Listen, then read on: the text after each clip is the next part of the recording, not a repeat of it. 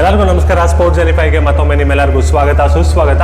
ಇವತ್ತು ನನ್ನ ಜೊತೆ ಇದ್ದಾರೆ Dhanalakshmi Poojari madam. 72nd national ಗೇಮ್ಸಲ್ಲಿ ಹೇಗಿತ್ತು ಮೇಡಮ್? ಓವರಾಲ್ ನಿಮ್ಗೆ ಹೇಗೆ ಅನ್ನಿಸ್ತು?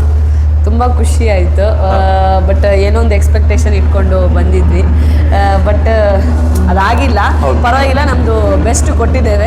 ಕರ್ನಾಟಕ ಟೀಮ್ ಏನಂತ ನಾವು ಎಲ್ಲರಿಗೂ ತೋರಿಸಿದ್ದೇವೆ. ಎಲ್ಲರೂ ಮಾತಾಡುವಾಗೆ ಮಾಡಿದ ಅದೊಂದು ಹ್ಯಾಪಿ ಇದೆ ನನಗೆ. ಬಟ್ ಇಲ್ಲಿಂದ ಕಲ್ತೋಗೋದು ತುಂಬ ಇದೆ. ಡೆಫಿನೆಟ್ಲಿ ಇಲ್ಲಿಂದ ಕಲ್ತೋದು ಮುಂದಿನ ದಿವಸಕ್ಕೆ ಒಳ್ಳೆ ರೀತಿಯಲ್ಲಿ ಎಕ್ಸ್ಪೆಕ್ಟೇಷನ್ ಖಂಡಿತವಾಗ್ಲೂ ಹೌದು. ಮೊದಲನೇದಾಗಿ ಮೇಡಮ್, ನೀವು ವರ್ಲ್ಡ್ ಕಪ್ ಗೆದ್ದಾದ್ಮೇಲೆ ಗೋಲ್ಡ್ ಮೆಡಲ್ನ ತೊಗೊಂಬಂದಿದ್ದೀರಾ. ದೇಶಕ್ಕೆ ಹೆಮ್ಮೆ ಅಂತಲೇ ಹೇಳ್ತಾ ಇದ್ದೀವಿ. ಅಷ್ಟೇ ಅಲ್ಲದೆ ನಮ್ಮ ಕರ್ನಾಟಕಕ್ಕೂ ಹೆಮ್ಮೆ. ಮೊದಲು ನಾವು ಮಮತಾ ಪೂಜಾರಿ ಮೇಡಮ್ ಅಂತ ಹೇಳ್ತಾ ಇದ್ದೀವಿ, ಇವಾಗ ಧನಲಕ್ಷ್ಮಿ ಪೂಜಾರಿ ಮೇಡಮ್ ಅಂತ ಹೇಳಬೇಕು. ಸೊ ತುಂಬ ತುಂಬ ಧನ್ಯವಾದಗಳು. ಹಾಗೆ ಕರ್ನಾಟಕನ ಹೆಮ್ಮೆ ಮಾಡ್ತಾ ಹೋಗಿ. ಇನ್ನೊಂದು ಪ್ರಶ್ನೆ ಏನಂತಂದ್ರೆ ಮೇಡಮ್, ಈ ಟೀಮ್ ಕಾಂಬಿನೇಷನ್ ಅಂತ ಬಂದಾಗ ಕಬಡ್ಡಿ ಅಂತಂದ್ರೆ ಟೀಮ್ ಗೇಮ್ ಅಂತ ನಮ್ಮೆಲ್ಲರಿಗೂ ಗೊತ್ತೇ ಇದೆ. ಸೊ ರಿಸಲ್ಟ್ ನಮ್ಮ ಫೇವರ್ ಆಗಿಲ್ಲ. ಇಲ್ಲಿ ನೀವು ಹೇಳಿದಂಗೆ ಸಿಕ್ಕಾಪಟ್ಟೆ ಕಲಿಯೋದಿದೆ. ಆ ಒಂದು ಎಕ್ಸ್ಪೀರಿಯನ್ಸ್ ಇನ್ನೊಂದ್ರೆ, ನೀವು ಇಂಡಿಯಾ ಟೀಮ್ ಜೊತೆ ಆಡಬೇಕಾದ್ರೆ ಇವತ್ತು ಅವ್ರು ಅಪೋಸಿಟ್ ಆಗಿ ಆಡಿದ್ರಿ. ಹೇಗಿತ್ತು ಮೇಡಮ್ ಎಕ್ಸ್ಪೀರಿಯನ್ಸ್? ಚೆನ್ನಾಗಿತ್ತು ಎಕ್ಸ್ಪೀರಿಯನ್ಸ್. ಪ್ರೀ ಕ್ವಾರ್ಟರ್ ರೈಲ್ವೆ ಮೇಲೆ ಆಡಿದ್ವಿ. ಹಾಫ್ ಟೈಮಲ್ಲಿ ಒಂದು 12-18 ಇತ್ತು. ಬಟ್ ನಾವು ಕ್ವಿಟ್ ಮಾಡಲಿಲ್ಲ, ಫೈಟ್ ಮಾಡ್ಕೊಂಡೇ ಹೋದ್ವಿ. ಯಾಕಂದರೆ ಅಲ್ಲಿ ಆಲ್ಮೋಸ್ಟ್ ಎಲ್ಲರೂ ಇಂಟರ್ನ್ಯಾಷನಲ್ ಪ್ಲೇಯರ್ ಇದ್ರು.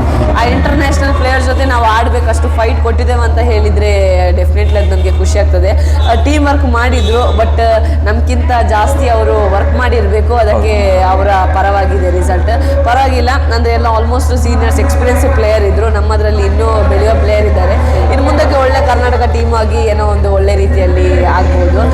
ಬಟ್ ನಾನು ಅವ್ರ ಜೊತೆ ಕ್ಯಾಂಪಲ್ಲಿ ಇದ್ದದ್ರಿಂದ ನನಗೂ ಸ್ವಲ್ಪ ಒಳ್ಳೆ ರೀತಿಯಲ್ಲಿ ಪ್ರಾಕ್ಟೀಸ್ ಆಗಿ ಯೂಸ್ಫುಲ್ ಆಗಿದೆ. ಸೊ ಅವರನ್ನು ನಾನು ಟ್ಯಾಕಲ್ ಮಾಡಿದೆ. ಖುಷಿ ಆಯಿತು. ಖಂಡಿತ ಮೇಡಮ್, ನಿಮ್ಮ ಡಿಫೆನ್ಸು ಚೆನ್ನಾಗಿತ್ತು, ನೋ ಡೌಟ್ ಅಬೌಟ್ ಇಟ್.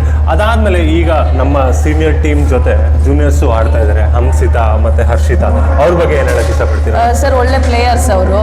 ಇನ್ನೂ ವರ್ಕ್ ಮಾಡಬೇಕು, ಹಾರ್ಡ್ ವರ್ಕ್ ಇಡಬಾರ್ದು. ಯಾಕಂದರೆ ಅವರ ಗೋಲ್ ಬೇರೆ ರೀತಿಯಲ್ಲಿ ಇಡಬೇಕು. 100% ಅವರು ಕೆಪಬಲ್ ಇರುವ ಪ್ಲೇಯರ್ಸ್. ಒಳ್ಳೆ ರೀತಿಯಲ್ಲಿ ಒಂದು ಲೆವೆಲಲ್ಲಿ ಖಂಡಿತವಾಗ್ಲೂ ಅಚೀವ್ಮೆಂಟ್ ಮಾಡ್ತಾರೆ. ಬಟ್ ಅವರು ಹಾರ್ಡ್ ವರ್ಕ್ ಮಾಡಬೇಕು. ಅವರು ಒಂದು ಒಳ್ಳೆ ರೀತಿಯಲ್ಲಿ ಡೆಡಿಕೇಶನ್ ಎಲ್ಲ ಇಟ್ಕೊಂಡು ಅವರು ಅಚೀವ್ಮೆಂಟ್ ಕಡೆ ಫೋಕಸ್ ಮಾಡಬೇಕಂತ ಹೇಳ್ತೇನೆ. ಓಕೆ, ಕೊನೆಯ ಪ್ರಶ್ನೆ ಮೇಡಮ್. ಒಂದು, ನಮ್ಮ ಕರ್ನಾಟಕದ ಅಭಿಮಾನಿಗಳು ಯಾರ್ಯಾರು ನೋಡ್ತಾ ಇದ್ದಾರೆ, ಆಮೇಲೆ ಫಸ್ಟ್ ಮ್ಯಾಚ್ ಮಾತ್ರ ಆಸಮ್ ಆಗಿತ್ತು, ಅದಾದಮೇಲೆ ಎಕ್ಸೈಟ್ ಆಗಿದ್ರು ಕರ್ನಾಟಕ ಅಭಿಮಾನಿಗಳು. ಮುಂದೆ ಹೋಗ್ತಾ ಮೆಸೇಜು, ನಮ್ಮ ನ್ಯಾಷನಲ್ ಲೆವೆಲಲ್ಲಿ ಈಗ ಆಲ್ರೆಡಿ ಒಂದು ಬೆಂಚ್ ಮಾರ್ಕ್ನ ನಾವು ಸೆಟ್ ಮಾಡಿದ್ದೀವಿ.